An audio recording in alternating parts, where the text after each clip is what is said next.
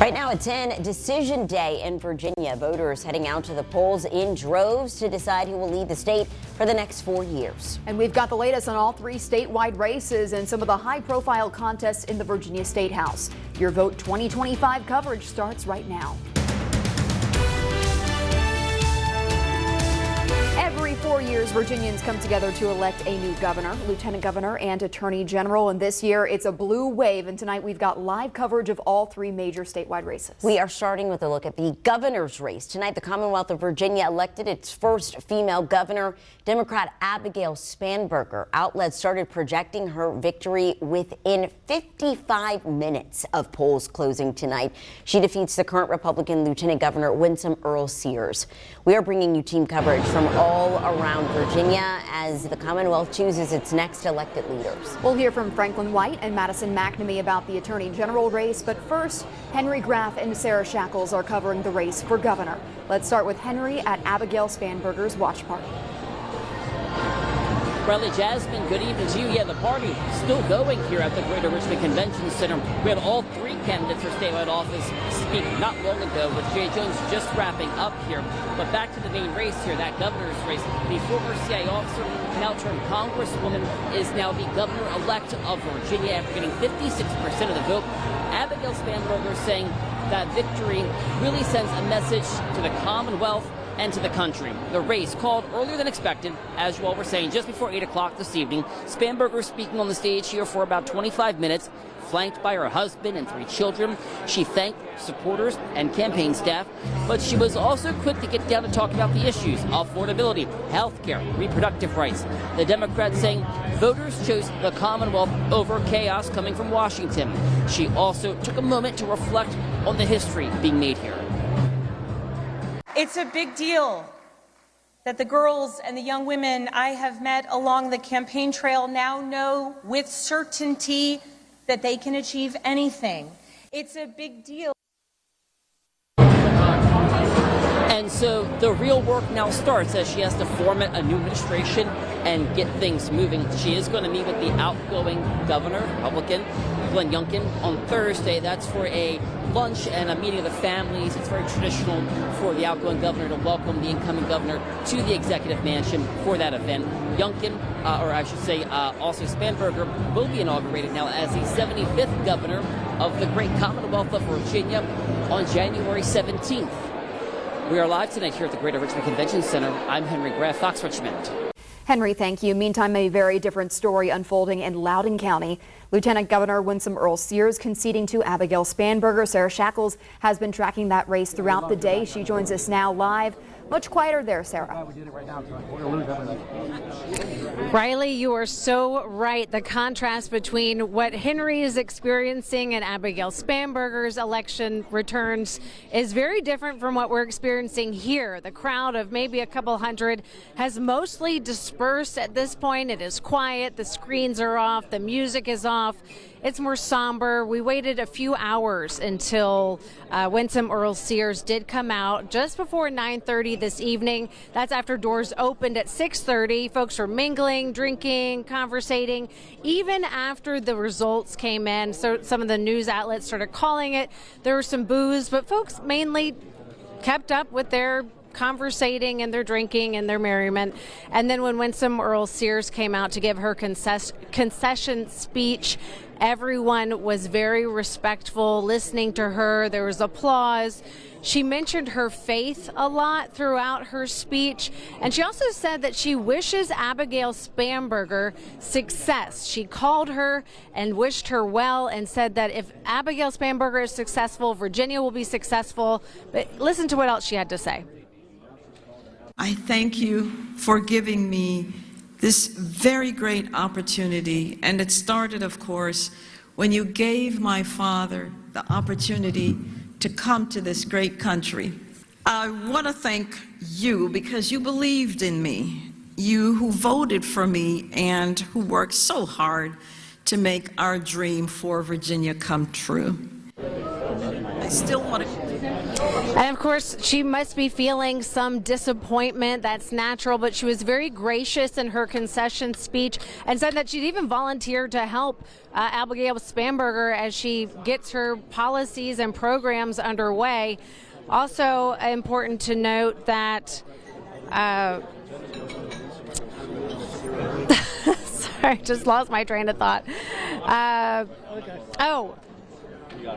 She obviously wanted to, no, I remember now. She wanted to make history herself, being the first female governor in Virginia. And also, if she had one, she would have been the first female African-American governor in the U.S. history. So obviously some disappointment, but she handled it pretty well. I'll send it back to you guys now. Sarah Shackles in Leesburg for Fox Richmond. All right. Thank you, Sarah. It's been a long night of coverage, a lot to think about, a lot of talking points there. We appreciate you. A lot of drama surrounding the race for Attorney General, with Democrat Jay Jones challenging Republican incumbent Jason Miyares. So now Jones was leading in the polls up until a series of scandals uncovered in the weeks before the election. But tonight it looks like those scandals will not cost him. Jones defeating Miyares in a close race to become the Commonwealth's next top prosecutor. Madison McNamee and Franklin White continue our team coverage with more on the AG race. Let's start with Franklin, who is at the Jay Jones watch party in Richmond. Sentiment swings one way. So, Jasmine, Jay Jones just walked up the stage just moments ago, and despite those controversial and potentially campaign-hurting headlines, as you mentioned, Jay Jones still won and made history tonight with only 51% of the votes and more than 1.4 million votes. Jay Jones snatched the AG seat, beating the incumbent and becoming the first black person to be elected Attorney General of Virginia. He spoke for about 8 minutes with his wife and son on stage and talked about what this moment means for him and Virginia. Listen. I know that I walk in the footsteps of those generations before me who fought and bled to guarantee the freedoms that we have in this democracy right now. And I know that it's because of all of them and all of you tonight that I am honored and ready to be your next Attorney General of Virginia.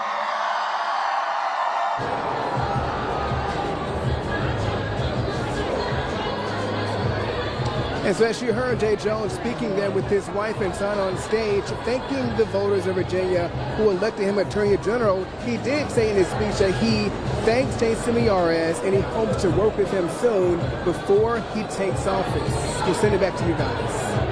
All right, Franklin, thank you. And from Richmond to Virginia Beach, for much of the night, this race was too close to call, but now that tone has shifted as the blue wave takes incumbent Jason Miyares with it. Madison McNamee joins us live with reaction from Jason Miyares' camp. Madison. Riley, Jason Miyares is just now taking the stage. He's speaking right now behind me. I'm not sure if you could hear him, but he started off by saying, quote, "Virginia, we really wanted to win this one." He then went on to express gratitude to his family. He shared some of his accomplishments that he did while he was in office, and he has yet to actually bring up Jay Jones or those text messages. He is just accepting these results at this time, even though this was an incredibly close race for him. This is not the night, though, that Republicans were wanting, especially the ones here in Virginia Beach. This race for Attorney General was their best bet at splitting the ticket, and now it doesn't seem like that is happening, as Attorney General Jason Miyares was confident going in today as the incumbent, but also because most polls had him leading Jay Jones or just slightly behind in the past few weeks. It is, or was still, a closer race than the gubernatorial one, so he was able to swing some voters to cast their ballots for him over Jay Jones. And this was closer than we thought it was going to be before the release of those text messages, but it seems like that October surprise really did not do enough or as much as the Republicans were wanting when those messages were released. We are going to send it back to you guys in Richmond, though, to get a little bit more coverage of Jason Miyares behind us for now. But live in Virginia Beach, Madison McNamee, 12 on your side. Right, we thank you so much, Madison. Now, of course, we are following the tightly contested race for lieutenant governor. The polls coming into election day, showing a close race between Democrat Ghazala Hashmi and Republican John Reed. But tonight, we are projecting that Ghazala Hashmi is the next lieutenant governor of Virginia. Desiree Montilla has been following this race all night. She will join us after the break with more. More coverage coming up, but first let's check in on our forecast. If you waited until today to vote, you were rewarded with some great weather. Yeah, I was cold. I will say I was really cold when I voted, but I also voted at like 7 o'clock this morning. I mean, that's impressive knowing you were going to be up this late. I had to do it, but it warmed up and it's been really nice. So Megan, tell us more. Yeah, it was a nice afternoon. We were in the mid-60s. After that sunset, we're back to a chilly night, feeling like November. As we go through the overnight, we've got another quiet evening with clear skies. So it'll be a similar start tomorrow morning like we had this morning. Temperatures close to the 40-degree mark, outlying areas mid and upper 30s. So should not run into any problems weather-wise. We'll see some sunshine, 7, 8 o'clock in the morning. 8 will be in the mid-40s. Tonight, currently low to mid-40s for many of us. We have 41 in Tappahannock, mid-40s in New Kent. Louisa, you're in the low 40s. Hanover, you're at 44 degrees. Crew in the low 40s. Petersburg right now, you're at 40 degrees. So it's chilly. We are looking at quiet conditions on First Alert Doppler radar. You can see a little bit of some clouds making their way through Louisa County up towards the northern neck, King William, King and Queen County. Dry conditions, though, despite those clouds. This is where we start in the morning. Mid-30s in Louisa, upper 30s in Essex County. We've got the upper 30s in New Kent, upper 30s in the Tri-Cities, 40 in Lawrenceville in Brunswick County. So just grab a jacket as you make your way back to work and school in the morning, or any plans you may have early in the morning. I don't think you'll need the jacket, though, during the afternoon. We've got a much warmer day to look forward to. Everyone climbing into the 70s tomorrow afternoon. I'll have more details. It's not just going to be warm tomorrow. It's also going to be breezy at times. I'll have more on that and the rest of the week coming up. Jasmine. All right, thank you. Our Vote 2025 coverage is just getting started. So we mentioned before, after the break, Desiree Montilla joins us here in studio with the latest on Virginia's competitive lieutenant governor race. We are also following a number of contested races for the State House. We'll keep you updated on those contests after the break.